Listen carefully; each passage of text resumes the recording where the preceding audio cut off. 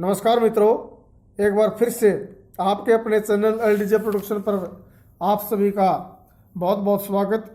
मित्रों, जैसा कि मैंने आप लोगों को अपनी पहली वीडियो में आप लोगों को बताया था कि मैं समाज में फैली बुराइयों और कुछ राजनीतिक व कुछ अफसरों की मनमानी के खिलाफ आवाज़ उठाने के लिए आप लोगों के बीच में हाजिर रहूँगा, आप सभी का साथ चाहूँगा।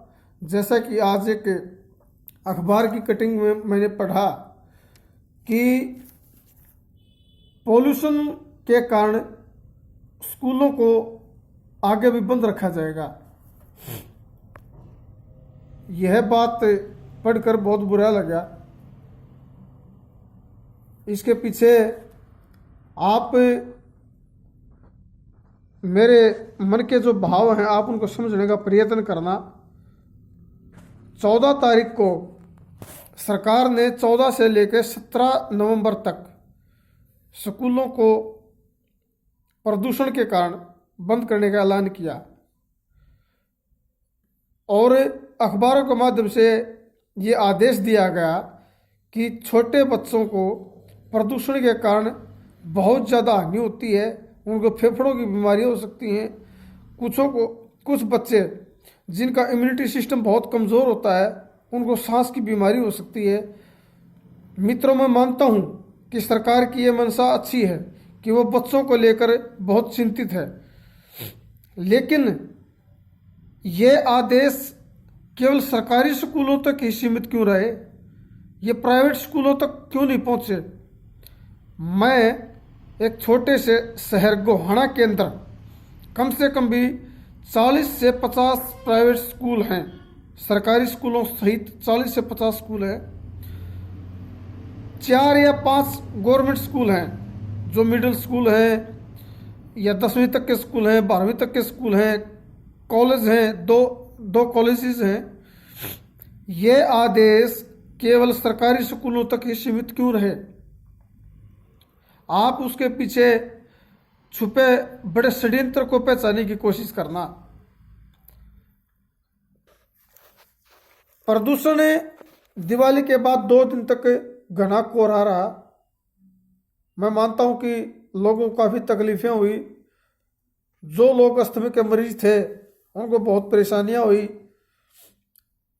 जो ओपीडी के अंदर उन लोगों को संख्या बढ़ी, सरकार को भी चिंता हुई कि प्रदूषण के कारण जो लोग इतनी बीमारियों के साथ मेडिकलों में आ रहे हैं उन लोगों को सुविधाएं देने के लिए सरकार ने प्रदूषण को कम करने के लिए, ताकि बच्चों तक ये बीमारी ना पहुंचे, स्कूलों को बंद करने के आदेश दिए।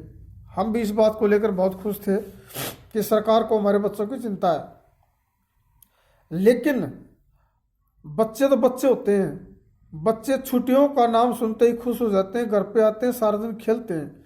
तो क्या हमारा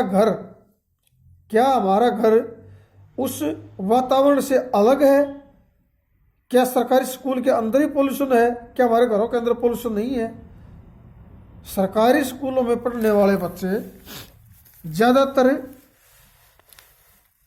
शेड्यूल कास्ट या बैकवर्ड क्लास से संबंधित बच्चे हैं, क्योंकि यही 2 वर्ग हैं जिनके 95% बच्चे सरकारी स्कूलों में पढ़ते हैं। कारण ये है कि एससी या बीसी वर्ग के पास न तो इतनी ज़मीन है, न वो रोजगार हैं, न वो साधन संपन्न हैं।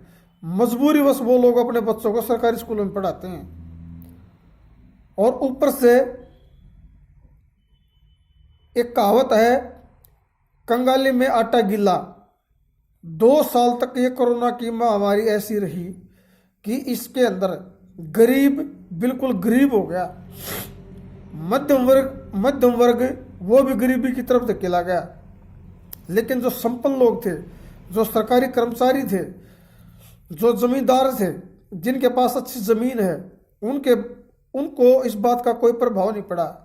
उनके बच्चे सरकारी स्कूलों में नहीं, प्राइवेट स्कूलों में पढ़ते हैं। जो सरकारी टीचर हैं उन्होंने खुद के बच्चों को सरकार की मंशा को भागते हुए सरकारी टीचरों ने भी अपने बच्चों को प्राइवेट स्कूलों में एडमिशन दिलवाए। क्योंकि उनको पता है कि आने वाले समय में सरकार नहीं चाहती कि गरीबों के बच्चे पढ़ें। उनको पता है कि आने वाले समय में ये जो बड़ी बड़ी कंपनियां उनको सस्ते मजदूर चाहिएंगे, और उसके लिए इस गरीब तबके के बच्चों को दबाए रखना बहुत ज़रूरी है, इनको अनपढ़ रखना बहुत ज़रूरी है। यदि ऐसा नहीं होता तो क्या ये जो आदेश पॉल्यूशन को लेकर जारी करे गए, क्यों यह आदेश केवल सरकारी स्कूल या सरकारी कॉलेजों तक सीमित रहे, ये प्राइवेट स्कूलों में क्यों नहीं लागू है? 14 तारीख से लेकर 17 तारीख तक, 17 से लेकर 21 नवंबर तक दो बार पॉल्यूशन को लेकर स्कूलों की छुट्टियां जारी करी गई, लेकिन एक दिन भी प्राइवेट स्कूलों ने अपना गेट बंद नहीं किया, उनकी कक्षाएं निरंतर चलती रही।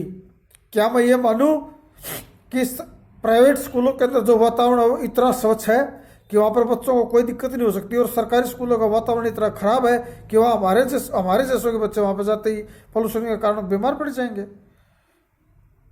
मित्रों, मैं खासकर अपने इस SC-BC वर्ग को ये चेताना चाहता हूँ, भले ही ये सरकार बहुत अच्छी है, और कोई भी सरकार किसी के लिए अच्छी किसी के लिए बुरी जरूर होती है, क्योंकि कोई भी पंचायत का फैसला भी यदि दो वर्गों के बीच में खड़ा एक पंचायत का मेंबर जो फैसला सुनाता है तो एक खुश होता है उसके फैसले से, दूसरा नाराज होता है, क्योंकि एक सिक्के के दो पहलू पड़े हैं। कोई भी सरकार हमेशा किसी के लिए अच्छी है किसी के लिए बुरी नहीं हो सकती। लेकिन आप ये सोचिए ना, आने वाले 8 से 10 साल में ऐसा वातावरण तैयार हो जाएगा कि रेहड़ी लगाने वाले बच्चे का बच्चा रेहड़ी लगाने को ही मजबूर होगा। ये जो साधन संपन्न लोग हैं ये नहीं चाहते कि हमारे बच्चे ऊपर उठें। इनको पता है कि आने वाले टाइम में हमको सस्ते मजदूर चाहिएंगे, हमको चाबुक चलाने के लिए ऐसे शरीरों की जरूरत पड़ेगी जो चाबुक लगने के बाद गर्दन उठाकर ये भी न कह सके कि आपने मेरे साथ ऐसा क्यों किया। ये हमारे बच्चों को गरीब बना के रखना चाहते हैं, पागल बना के रखना चाहते हैं, मूर्ख बना के रखना चाहते हैं, ताकि हम अपने अधिकारों को ना समझ सकें। मैं अपने शेड्यूल कास्ट बैकवर्ड क्लास के सभी भाइयों से निवेदन करता हूं कि या तो आप ये डटकर आवाज़ उठाएं, आप ये न सोचें कि आपका बच्चा घर पे आ गया, आपके संरक्षण में आपके सामने सुरक्षित है। आप ये देखिए कि उसका भविष्य बिल्कुल बिगड़ता जा रहा है। प्राइवेट स्कूल में पढ़ने वाले बच्चे आपके बच्चों से बहुत आगे निकल गए। कारण ये है कि वहाँ पे हालांकि 8वीं 10वीं 12वीं BA तक की पास टीचर्स उन बच्चों को पढ़ा रहे हैं, लेकिन उनके अंदर एक निरंतरता है। आपके बच्चे 10 दिन स्कूल में जाते हैं, 20 दिन घर पे रहते हैं। उन बच्चों में इतना डिफरेंस पैदा हो गया है कि वो जब भी किसी दुकड़ के ऊपर इकट्ठे होते हैं ना, वो प्राइवेट स्कूल के बच्चों के सामने बोलने से भी घबराते हैं। कारण ये है कि बोलते समय शब्दों का जो कलेक्शन, शब्दों का जो भंडार प्राइवेट स्कूल के बच्चों के पास हो, सरकारी स्कूलों के बच्चों के पास नहीं है। कुछ तो हम साधन संपन्न नहीं है, कुछ इन सरकारी स्कूलों में इन साधन संपन्न लोगों के आदमी ही आकर बैठ गए हैं। ये भी नहीं चाहते कि हमारे बच्चे पढ़ें, जिनको पता है कि इनके बच्चे प्राइवेट स्कूलों में पढ़ रहे हैं, हमारे बच्चे सरकारी स्कूलों में पढ़ रहे हैं, आगे जाकर इनके लोगों को, इनके बच्चों को सरकारी नौकरियां मिलेंगी, क्योंकि इनको ज्ञान हो गया। और हमारे बच्चे रेडियो लगाएंगे, सड़क के ऊपर कूड़ा बीनेंगे, मंडियों में पल्लेदार की नौकरी करेंगे, और ये साधन संपन्न लोग हमारे बच्चों को चाबुक मारेंगे। ऐसा समय आएगा। मैं फिर से हाथ जोड़कर अपने SC-BC वर्ग के भाइयों से रिक्वेस्ट करता हूं कि आप सजग रहिए, सचेत रहिए, अपने बच्चों के भविष्य के ऊपर नज़र रखते हुए या तो बच्चों को ऐसा हुनर सिखाइए कि ताकि उसके सहारे वो अपना जीवन व्यतीत कर सके। ज़रूरी नहीं हर बच्चा पढ़ने में होशियार हो, और ज़रूरी नहीं कि सरकारी स्कूल में पढ़ने वाला बच्चा कमज़ोर और प्राइवेट स्कूल में पढ़ने वाला बच्चा तेज़ हो, लेकिन परिस्थितियां हर बच्चे को सीखने का मौका देती हैं। मैं हाथ जोड़कर उन भाइयों से निवेदन करता हूं कि जिनके बच्चे खासकर सरकारी स्कूल में पढ़ रहे हैं, और इस सरकारों से भी ये निवेदन करता हूं कि आप ये पार्शलिटी ना करें, हम हर बात को समझ रहे हैं। कृपया बच्चों के भविष्य के साथ ना खेलें। यदि आपने छुट्टी करनी है तो सरकारी और प्राइवेट स्कूल दोनों ही छुट्टियां कीजिए। और ये जो सरकारी स्कूलों के अंदर जो टीचर लगे हुए हैं ना, इनके बच्चों को उठाकर सरकारी स्कूलों में पटकवाइए, ताकि इनको पता चले कि जब इनके बच्चे बिगड़ रहे हैं ना, तो हमारी पीड़ा का भी इनको अनुभव होना चाहिए। अब ये जिस ऑफिसर ने ये आदेश दिए कि 17 नवंबर से लेकर 21 नवंबर तक जो स्कूल बंद किए गए थे वो आगामी आदेश तक बंद रहेंगे। मेरा मानना यह है कि उस ऑफिसर के घर पे ये शादियों का सीजन चल रहा है और लगभग शादियां आजकल रात को होने लगी। मेरा मानना है कि उस अफसर के घर पे करीब करीब 30-35 कार्ड पड़े हुए हैं शादियों के। उसको रात को शादियां अटेंड करनी है, दिन में नौकरी नहीं कर सकता। इसलिए उन्होंने आगामी आदेशों के लिए स्कूलों को बंद कर दिया। उनको पता है कि तेरे बच्चे तो प्राइवेट स्कूल में पढ़ रहे हैं, सरकारी स्कूलों में पढ़ने वाले बच्चे हैं वो अपने घर पे पढ़े रहेंगे, अपने माँ बाप के पास। तुम्हारा क्या जाता है? पूरी तनख्वाह मिलनी, 80-80 हज़ार रुपये तनख्वाह मिलती है एक जेबीटी टीचर को, लेकिन 80 रुपये का काम नहीं करते दिन में से। 10,000 रुपये की नौकरी के लायक नहीं है सरकारी स्कूलों में पढ़ाने वाले टीचर। मैंने अपनी आंखों से 80,000 रुपये तनख्वाह लेते हुए अध्यापक 20 रुपये के बंडल के ऊपर लड़ते हुए देखे अपने ग्राउंड के अंदर। समस्या बहुत विकराल है। बीमारियां, हम समझते हैं कि उस बीमारी के कारण लंबे समय तक 2 साल तक हमारे स्कूल बंद रहे। परमात्मा ने करे कि ऐसी बीमारी फिर आए। लेकिन मेरी हाथ जोड़कर उन अधिकारियों से एक निवेदन है कि आप बर्ताव जैसा कर रहे हैं तो समान बर्ताव सभी के साथ कीजिए।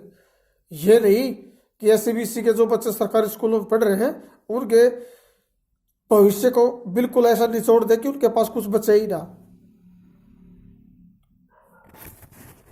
इसी मुहिम के साथ, अपनी इस आधी अधूरी जानकारी के साथ आप लोगों के बीच जैसा कि मैं रख पा रहा हूँ, आप लोगों का सहयोग चाहता हूँ कि आप मेरी इस मुहिम को आगे बढ़ाने में मेरी सहायता करें।